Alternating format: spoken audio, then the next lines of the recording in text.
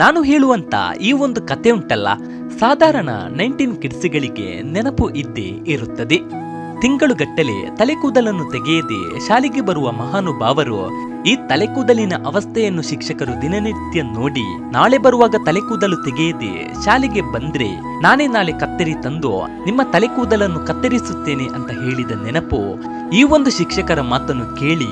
ಕೆಲವರು ಹೆದರಿ ಕೂದಲು ಕಟ್ ಮಾಡಿಕೊಂಡು ಮಾರನೇ ದಿನ ಶಾಲೆಗೆ ಬಂದ್ರೆ ಉಂಟಲ್ಲ, ಇನ್ನು ಕೆಲವು ಪ್ರತಿಭೆಗಳು ವಾರ ಇಡೀ ಶಾಲೆಗೆನೆ ಬರ್ತಾ ಇರಲಿಲ್ಲ. ಎಲ್ಲಿಯಾದ್ರೂ ನಮ್ಮ ಕೈಯಲ್ಲಿ ಖಡ್ಗ ಕಂಡ್ರಿ ನಾಯಿಗೆ ಬೈದ ಹಾಗೆ ಬೈದು ರೌಡಿ ಎಂಬ ಬಿರುದನ್ನು ಕೊಟ್ಟು ಗೌರವದಿಂದ ನಮ್ಮ ಕೈಯಿಂದ ಖಡ್ಗವನ್ನು ಕಳುಚುತ್ತಿದ್ದ ಟೀಚರ್, ಪಾಠದ ನಡುವೆ ಎಡೆಯಲ್ಲಿ ಬೂಮರು ಜಗಿದವರಿಗೆ ಸಿಗ್ತಿದ್ದ ಬೆಚ್ಚ ಬೆಚ್ಚ ಪೆಟ್ಟು, ಕೈಯಲ್ಲಿ ಉದ್ದನೆಯ ಉಗುರುಗಳನ್ನು ಕಂಡಾಗ ನಿನಗೆಂತವ ಮದುವೆ ಉಂಟನ, ಮರ್ಯಾದೆಯಲ್ಲಿ ನಾಳೆ ಉಗುರನ್ನು ತೆಗೆದುಕೊಂಡು ಶಾಲೆಗೆ ಬರ್ಬೇಕು ಅಂತ ಹೇಳಿ ಬೈಯುತ್ತಿದ್ದ ಟೀಚರ್, ಮಗ್ಗಿ ಹೇಳುವುದೇ ಒಂದು ದೊಡ್ಡ ಅರಸಾಹಸ ಆದ್ರೆ ಹೇಳುವ ಸ್ಪೀಡಲ್ಲಿ ಎಡೆಯಲ್ಲಿ ತಪ್ಪಿದ್ದಾಗ ಪಾಠ ಮಾಡುವ ನಡುವೆ ಕೆಲವರಿಗೆ ಬರ್ತಿದ್ದ ನಿದ್ದೆ, ಅಪರೂಪಕ್ಕೆ ಶಾಲೆಗೆ ಬರುವ ಪ್ರತಿಭೆಗಳು ಸಡನ್ ಪ್ರತ್ಯಕ್ಷ ಆದಾಗ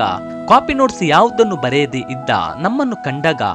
ಆಚೆಯಿಂದ ಬರುವ ಶಿಕ್ಷಕರ ಮಾತು, ನೀವೆಂತಕ ಶಾಲೆಗೆ ಬರುದು, ಎಲ್ಲಿಯಾದ್ರೂ ಗೊಬ್ಬರ ಹೊರಲಿಕ್ಕೆ ಹೋಗಿ ಅಂತ ಹೇಳಿ ಬೈಯುತ್ತಿದ್ದ ಗೌರವದ ಬೈಗುಳ,